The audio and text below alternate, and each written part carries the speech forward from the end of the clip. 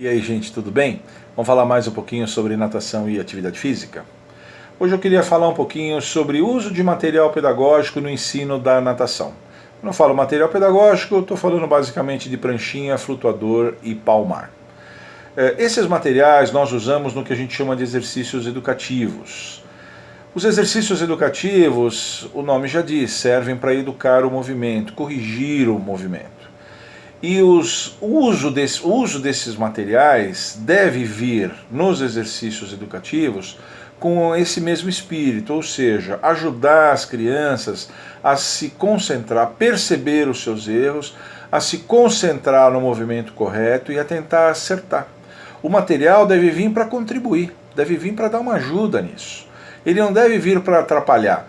É claro que logo no início, a criança que nunca usou um flutuador, um palmar, uma pranchinha, vai pegar pela primeira vez, tem sempre algumas execuções, 1 ou 2 aulas de adaptação ao material.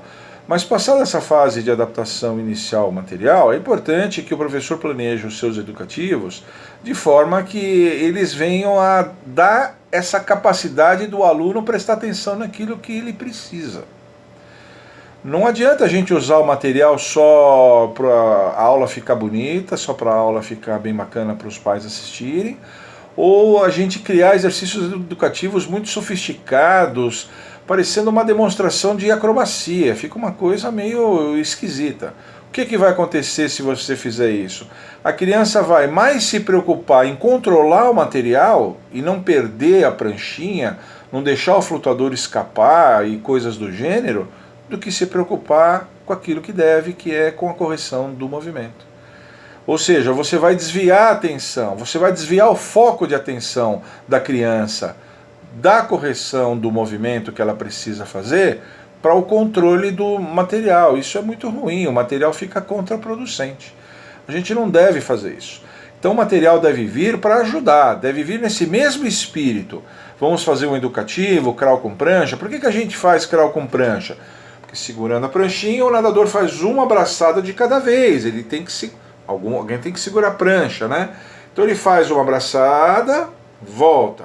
Faz a outra abraçada, volta. Fazendo uma abraçada de cada vez, ele se concentra num braço de cada vez. E aí, se tem diferença na puxada ou diferença na recuperação, ele consegue corrigir. Então a pranchinha vem para isso.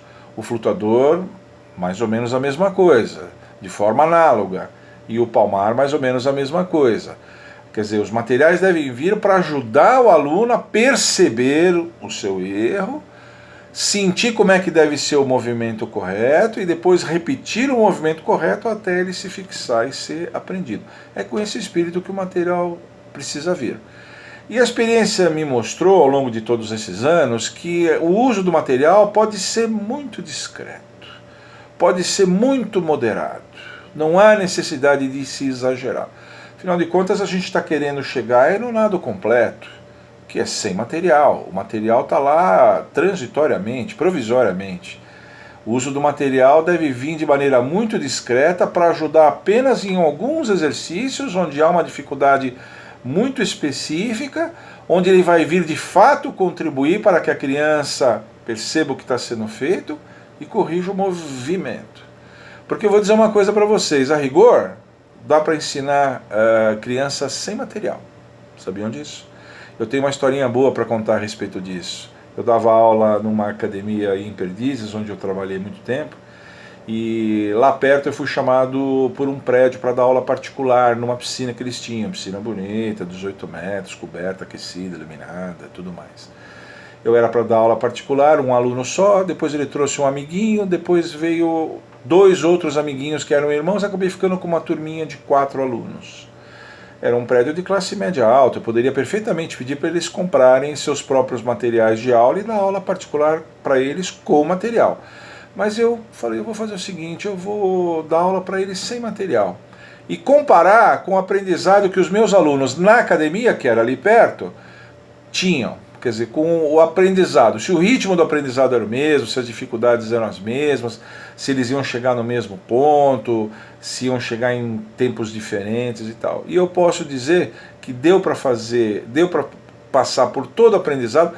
Em alguns momentos a falta de material fez com que o aprendizado diminuísse um pouco o ritmo, eu tive que ser criativo, eu tive que bolar algumas outras coisas, tive que até entrar na piscina para dar uma ajuda em algumas coisas, conduzir o movimento das crianças em alguns momentos e tal, para evitar o material, mas propositadamente evitei o material. E essas 4 crianças, eu fiquei lá 2 anos nesse prédio, dando aula particular, aprenderam perfeitamente bem os 4 nados. Tanto é que chegou uma hora que quando eu levava as minhas crianças da academia para festivais, eu levava eles 4 também, como alunos da academia. Eles compraram um toquinha com o nome da academia, compraram um sunga que tinha o bordado da academia, eles nadavam como se fossem da academia. Eu fazia um enxerto, punha uns gatos, né? Colocava eles para nadar, e eles nadavam de igual para igual com todos os coleguinhas de mesma idade que passaram por um processo com o material. Então o material tem que ser usado de maneira muito comedida, muito comedida. Eu vejo às vezes alguns exageros nisso, não só num exercício em si, usar 2 materiais, fazer exercício com flutuador e pranchinha ao mesmo tempo, e professores que usam demais ao longo de uma aula toda. Eu já vi professor dar aula em que todos os exercícios da aula tinham material, todos. Ele não fez um exercício, um educativo, um nado completo a mãos livres. Eu não entendo a razão disso, não entendo muito a razão disso.